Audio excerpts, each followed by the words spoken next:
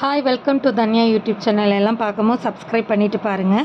இன்றைக்கி என்னென்னா தன்யாவுக்கு சிக்கன் தான் கொடுக்க போகிறோம். சிக்கன் பிரியாணி மாதிரி செஞ்சு கொடுக்க போகிறேன். அதுக்கு நான் பட்டர் தான் எடுத்திருக்கேன், நெய் எடுக்கலை. பட்டரு, பெரிய வெங்காயம், புதினா, இஞ்சி, பூண்டு, தக்காளி, கருவேப்பிலை, பின்ன சீரகத்தூள், மல்லி இலை, அப்புறம் பெப்பர் பவுடர் எடுத்திருக்கேன்.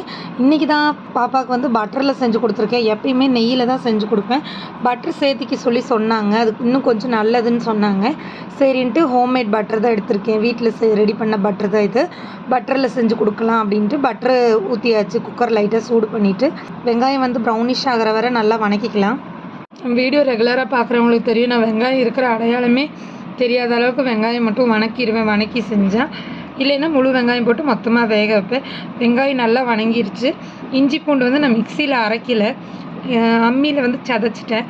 இந்த சின்ன உரல் இருக்குள்ள நம்ம வீட்டுக்கு தேவைக்கு வச்சுருப்போம்ல, அதை வச்சு இடிச்சிட்டேன். சதைச்சி உள்ளே போட்டாச்சு.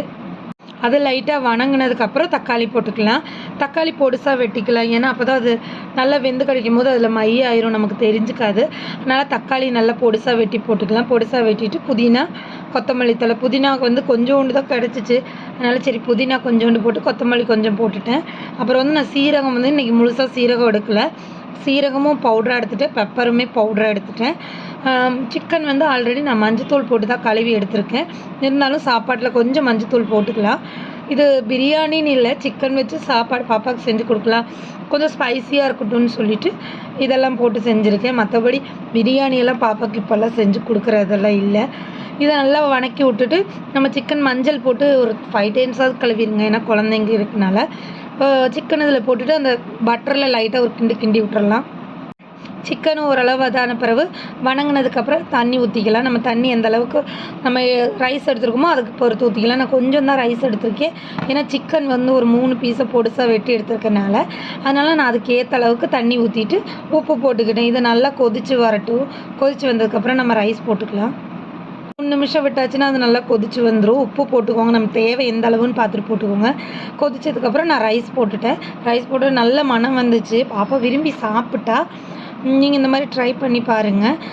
உப்பு பத்தாமல் இருந்தனால நான் லைட்டாக இன்னும் கொஞ்சம் உப்பு போட்டுட்டு நல்லா கொதிக்கட்டும். கொதித்ததுக்கப்புறம் குக்கர் மூடி வச்சிடலாம். மூடி வச்சுட்டு நான் 8 விசில் விட்டேன், ஏன்னா சிக்கன்னால் நான் 8 விசில் விட்டேன். நீங்கள் உங்கள் குழந்தைக்கு எப்படி சாப்பிட கரெக்டாக இருக்குமோ அதுக்கு ஏற்ற மாதிரி ரெடி பண்ணிக்கோங்க. 8 விசில் விட்டு இந்த அளவில் தான் இருந்துச்சு.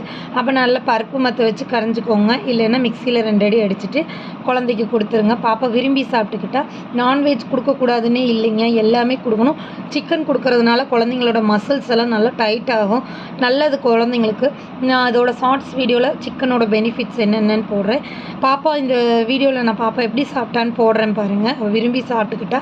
நான் போய் சொல்கிறதுக்கு இல்லை. தேங்க்யூ.